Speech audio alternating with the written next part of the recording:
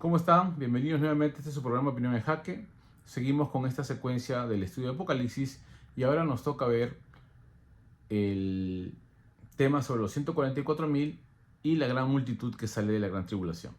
Estos son un interludio entre el sexto y séptimo sello, ¿no?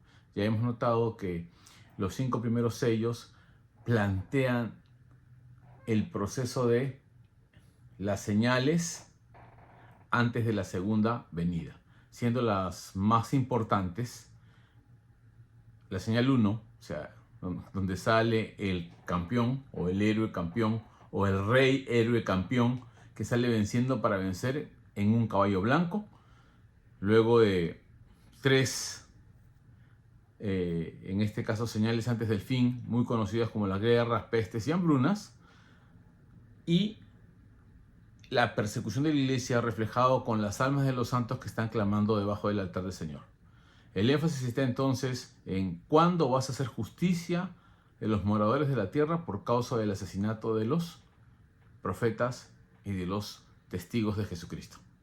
Bajo esta perspectiva, el capítulo 6 nos abre el panorama a la aparición del Señor, como ya hemos visto, con un cataclismo cósmico, la desaparición del cielo, un gran terremoto, ¿no? Y en este caso la gente clama y quiere ocultarse, como ya hemos notado en otra ocasión, que en este cataclismo cósmico está asociado a 2 de Pedro capítulo 3 y el juicio hacia los impíos, ¿no? Y ya lo hemos mencionado que en 2 Tesalonicenses capítulo 1 Dios va a pagar con tribulación a aquellos que han perseguido a la iglesia, ¿no? Bueno, en el versículo 16 del capítulo 6 acaba con esta pregunta, ¿ya? Acaba con esta pregunta. Verso 17. Dice, porque el gran día de su ira ha llegado, ¿y quién podrá sostenerse en pie? Se plantea la ira de Dios contra aquellos que persiguen a su iglesia. Contra aquellos que persiguen a su iglesia. La señal clave del sello principal, el 1, este campeón, algunos plantean que es Jesucristo, o la exposición del Evangelio. Creo que para mí es la más consecuente. Aunque algunos también plantean que es el anticristo, pero no hay, digamos, un asidero que sostenga esa afirmación, ¿no? Porque el caballo blanco se ve luego en el capítulo 19 como, digamos, montado por Jesucristo. Así que hay mayor asidero en afirmar que se refiere al Evangelio. Bajo esta perspectiva, entonces, vamos a ver por qué hay este interludio. Este interludio, como buen pensamiento judío, se expresa en dos partes, en los 144.000 y también en la multitud de las vestiduras blancas que escapan de la gran tribulación. Es un doble pensamiento. Algunos han planteado que se refiere al pueblo de Israel, a la nación étnica, ¿no? Al pueblo judío por raza, ¿ya? Y a la multitud se refiere a los gentiles. Vamos a ver si esto es coherente, porque la idea es quiénes escapan de la ira del Cordero. ¿Quiénes van a poder sostenerte en pie delante de él? Y ante esa pregunta, estos interludios van a responder esa interrogante. Y quisiera que me acompañen con sus Biblias y lo leamos en detalle, porque esto es importante, porque así vamos viendo que Apocalipsis nos va ampliando el panorama, como ya hemos dicho, en su estilo de espiral, ¿no es cierto? Que avanza y retrocede, que avanza y retrocede, que va planteando las escenas y va a medida que avanza, nos da detalles de la siguiente escena, pero regresa al pasado y así continúa, ¿no? En una forma progresiva. Decimos espiral porque no es un ciclo redondo que va y viene, sino avanza, retrocede y va dándonos mayor explicación de lo que acontece en esa época. Muy bien. Dice aquí los 144.000 sellados, ¿no? Hablan de los ángeles y aquí viene un aspecto clave en el verso 3. Vi a otro ángel que subía dice, de donde sale el sol y tenía el sello de Dios, del Dios vivo, y clamó a gran voz a los 4 ángeles, a quienes se les había dado el poder de hacer daño a la tierra y al mar. A la tierra y al mar. Esto se va a ver entonces en la siguiente serie de 7, ¿no? ¿Qué más dice? Y dice, no hagas daño a la tierra, verso 3, ni al mar, ni a los árboles, hasta que hayamos sellado en sus frentes a los siervos de nuestro Dios. Esto se va a ver en las siguientes 7 trompetas. ¿Ya? Está dándonos un adelanto para que vean cómo se entrelaza cada uno, ¿no?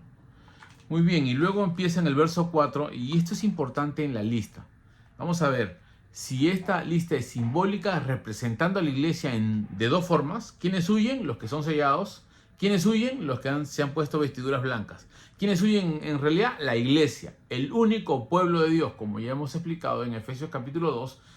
Pablo explica de que tanto judíos como gentiles son un solo pueblo, es el nuevo Israel. Luego dice en Gálatas capítulo 6.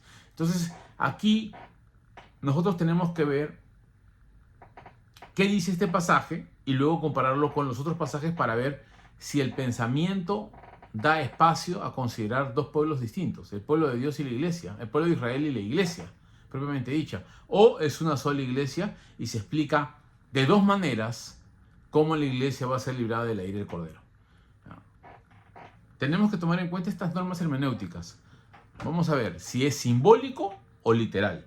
Si es literal, los 144.000 tienen que ajustarse a la lista establecida para Israel en el Antiguo Testamento. De lo contrario pasa a ser simbólico. Muy bien. Si ustedes tienen sus Biblias, ábranlas por favor, porque esto es importante. Y dice primero, oí el número de los 144.000. Hasta ahora no estoy haciendo hincapié en los números. No hago hincapié en los números, aunque tienen un significado simbólico. El énfasis está en el grupo humano.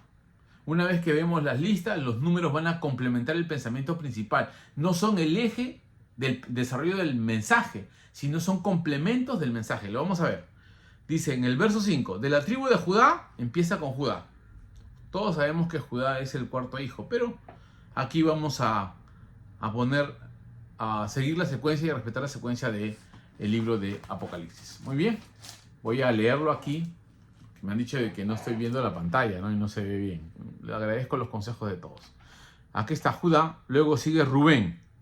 Voy a decirles cómo está la secuencia. No voy a repetir todo el pasaje, ¿no? En el verso 5 está Judá, Rubén y Gad. Esa es la primera triada. La segunda está Aser, Neftalí y Manasés, verso 6. Verso 7 está Simeón, Leví y Sacar. Verso 8, en el verso 8 está Zabulón, José y Benjamín.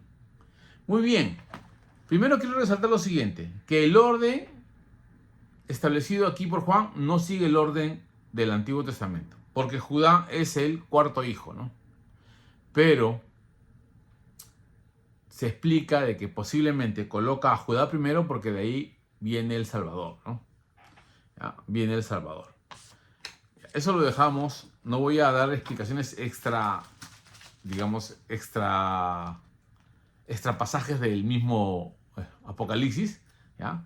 Ni de otros pasajes de la Biblia, sino más bien vamos a pasar al método comparativo. Estamos haciendo el analítico. El analítico es que vemos cómo está la secuencia de los nombres. Judá, Rubén, Gad, Aser, Neftalí, Manasés, Simeón, Leví y Sacar, Zabulón, José y Benjamín. Muy bien, esa es la lista. Si vamos a Génesis, al capítulo 49, cuando José bendice a sus hijos, hay un tipo de lista, ¿no? No voy a ir al de Crónicas porque me parece que es más efectivo ir al de Génesis 49. Pero si ustedes pueden ver la lista de Crónicas, por supuesto, ¿no? Y la secuencia que hay, con las respectivos cambios o omisiones, pues tienen que comparar todas las listas que hay. Primero, en Génesis 49, en el verso 3, Jacob bendice a Rubén. Solo voy a leer el nombre, ¿no? No voy a leer todo el pasaje por causa de tiempo. En el versículo 5, sus 2 hijos siguientes, Simeón y Leví. Aquí están en orden de nacimiento, ¿eh? Simeón y Leví. En el verso 8 está Judá, es el 4.º. En el versículo 3 está Zabulón, o sea, a Judá lo superbendice, ¿no? Varios versículos. En el verso 14, Isaacar. En el verso 16, Dan. En el verso 19, Gad. En el versículo 20, Aser. En el versículo 21, Neftalí. Y finalmente en el versículo 22, José. No, perdón, me estoy faltando. En el versículo 27, Benjamín. Y algunos ven entonces la secuencia del nacimiento de los hijos, ¿no? De los hijos. Ustedes saben que de aquí los hijos pertenecen a 4 madres distintas, ¿no? A 4 madres distintas. No voy a entrar en ese detalle, pero hay un, digamos, hay una influencia, querramos o no, de quién es la madre de cada cual, ¿no? No lo vamos a dejar por alto mencionarlo, pero es necesario que ustedes vean, en este caso, como estamos viendo la lista, cómo aparece. Si usted compara y se da cuenta con la de Juan, en Apocalipsis, primero Judá, que es cuarto aquí, pasa a ser primero. Luego está Rubén, ¿ya? Rubén. Después de Rubén siguen Simeón y Leví, pero aquí está Gad. Luego de Gad está Aser, ¿no? O sea, no sigue el orden del nacimiento de los hijos, ¿no? Está Aser, ¿no? Luego Neftalí, Manasés, Simeón, Leví, Isaacar, Zabulón, José y Benjamín. Y aquí tenemos otro detalle. Manasés es el nieto de nuestro querido Jacob. Es el hijo de José, ¿ya?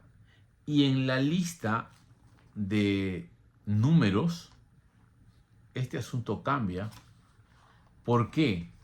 Porque la tribu de Leví es dispersada dentro de las 12 tribus. Y para reemplazar el nombre de Leví, que pasa a ser sacerdote del Dios Altísimo, esa tribu completa pasa al servicio de Jehová, se divide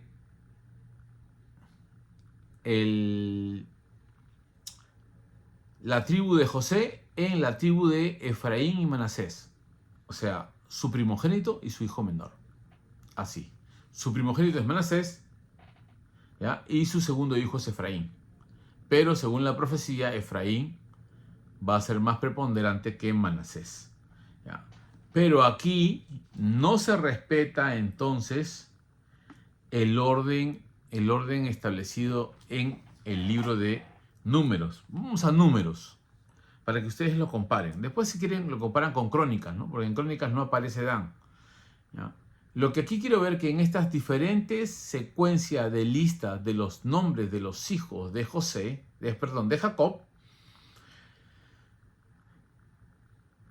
tienen una explicación, pero en Apocalipsis, como son simbólicos, no se ajustan a ninguna secuencia del Antiguo Testamento. Tiene su propia secuencia. Esto quiere decir que tiene un significado simbólico distinto, no literal, al de los libros del Antiguo Testamento, que representan a la nación de Israel. Muy bien. Quiero que veamos entonces que está Rubén, Simeón, Judá, Isaacar, Zabulón. Estoy en Números capítulo 1. Empieza con Rubén, Simeón. Ya no se menciona Leví, sino se pasa Judá como tercero. Isaacar, Zabulón, José. Y aquí dice de José está Efraín y Manasés. Aquí se divide en números. Luego se pasa a Benjamín, luego a Dan, Aser, Gad y Neftalí. También el orden aquí varía completamente. ¿No? La secuencia del orden varía. ¿Ya? No se pone en orden de nacimiento, sin embargo los nombres están presentes. Y al estar los nombres presentes, entonces indican que es la misma tribu de Judá, la misma tribu de Israel, ¿ya? Con la secuencia respectiva. Bajo ese criterio, entonces tenemos que decir que los 144.000 acá mencionados no se refiere al pueblo de Israel por esa diferencia de los nombres. O sea, el énfasis está en los sellados, ¿ya? Que no van a recibir daño, son los sellados de las tribus. Y como no es exactamente las 12 tribus de Israel, como se plantea en el Antiguo Testamento, tenemos que ver entonces aquí que tiene un significado simbólico. No dice exactamente cuál sería, pero suponemos, tengo que decirlo claro, suponemos que es la iglesia. Sin embargo, en el verso 9 dice: después de esto miré aquí una gran multitud, la cual nadie podía contar, de todas las naciones, tribus, pueblos y lenguas, que estaban delante del trono y en la presencia del Cordero. Esto es clave, ¿ya? Porque se refiere a ¿qué? Al juicio final. Están delante del trono y de la presencia del Cordero, ¿no? Vestidos de ropas blancas y de palmas en las manos. ¡Wow! ¿Ya? Entonces, este es clave en el verso 9, la segunda parte, porque estas escenas pertenecen ¿a qué? Al juicio final en la presencia de Dios, ¿ya? Es el juicio final en la presencia de Dios. Y ustedes saben que hay el juicio del gran... Bueno, el juicio de todas las naciones en Mateo, pero Apocalipsis va a diferenciar el juicio del gran trono blanco, donde está el Padre, del tribunal de Cristo, que es propiamente para la iglesia, para repartir recompensas, que también hemos hablado en otro capítulo. Vean ustedes que ahora esta imagen teológica se va complementando, ¿ya? Vamos colocando las piezas en su lugar de tal manera que tengamos una imagen completa. Lo que pretendo aquí es no hacer énfasis en un solo pensamiento, en una teología detrás de la lectura, no, sino más bien leer el pasaje y que el pasaje nos cuente la historia tal como es. Y clamaba a gran voz, dice el verso 10, la salvación pertenece a nuestro Dios que está sentado en el trono y al Cordero. Y todos los ángeles estaban en pie alrededor del trono y de los ancianos y de los 4 seres vivientes se postraron sobre sus rostros delante del trono y adoraron a Dios. Muy bien. Diciendo, amén, la bendición y la gloria, la sabiduría y la acción de gracias y la honra, el poder, la riqueza sean a nuestro Dios por los siglos de los siglos, amén. Entonces uno de los ancianos habló diciéndome, estos que están vestidos de ropas blancas, ¿quiénes son y de dónde han venido? Vean ustedes, ¿quiénes son? He aquí, y yo le dije, Señor, tú lo sabes. Y él me dijo, estos son los que han salido de la gran tribulación y han lavado sus ropas y las han emblanquecido en la sangre del Cordero. Muy bien, o sea que la iglesia atraviesa la gran tribulación.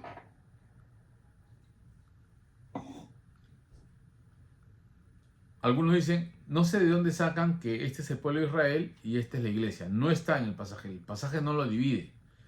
Porque más bien se asemeja a la forma judía de decir 2 veces lo mismo. De cierto, te digo, ¿no?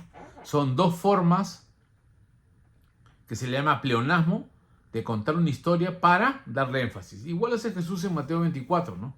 Una vez que acaba, para velar y para servir, habla sobre la parábola de los talentos y la parábola de las 10 vírgenes. Son 2 historias que hacen énfasis a la parte final, que es la forma de redacción, para expresar un pensamiento y darle el énfasis que ellos tienen. Muy bien. Entonces estos son los que han salido de la gran tribulación. No sé de dónde sacan que es el grupo que se queda, ¿ya? No sé de dónde sacan eso, pero el pasaje habla de una gran multitud. Por esto están delante del trono de Dios y le sirven de día y noche en el templo. O sea, quiere decir que la iglesia está ya en la presencia de Dios y ya en este caso habla sobre el final, ¿no? ¿Ya? Habla del final de la historia, ¿no? No te tengan misericordia porque el cordero que está en medio del trono de Dios los pastorea, ¿no? El cordero que está en medio del trono los pastorea, ¿no? Y los guiará ¿a qué? A fuentes de agua de vida y Dios enjugará toda lágrima de los ojos de ellos. Muy bien, entonces estos 2 grupos, los que son sellados antes de el juicio y la gran multitud que han lavado sus ropas en la sangre del Cordero, están en 2 etapas distintas. Son 2 secuencias de la iglesia que es, digamos, preservada en medio de los juicios en la tierra y luego reciben su recompensa en el cielo. Es lo más probable. Es el pensamiento más probable. Porque luego pasamos al 7º sello, que acaba con la intercesión de los santos. Acá hay un preludio, un silencio tremendo, y se habla sobre la intercesión de los santos en la tierra y cómo en el cielo se recepcionan sus oraciones y luego es vertida en respuesta a la tierra. Ya lo hemos visto. Con esto acabamos. Los dejamos entonces con la conclusión siguiente, que los 144.000 sellados y, en este caso, la gran multitud que sale de la gran tribulación, se refiere a la iglesia con 2 formas de énfasis para explicar que son sellados estando en la tierra antes del juicio y reciben su recompensa en el cielo después de haber pasado por la persecución o la gran tribulación en la tierra. Dios los bendiga, soy el pastor Wilfredo Beltrán y les digo que los esperamos nuevamente en Opinión en Jaque la siguiente clase para ver la siguiente secuencia de las 7 trompetas, para que veamos cómo se ajusta al sistema paralelo de pensamiento de la reflexión judía para hacer énfasis y enriquecer una idea desde el inicio, digamos, de las señales hasta el final de la historia delante del trono de Dios. Dios los bendiga, nos vemos la próxima semana.